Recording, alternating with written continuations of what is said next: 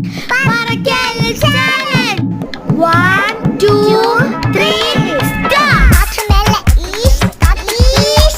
காத்து சைடுல காத்து ரைட்ல வீட்டு மேல காத்தடிக்குது காத்து ரொம்ப நாத்தடிக்குது சைடுல பார்த்தா குப்பை மேடுமா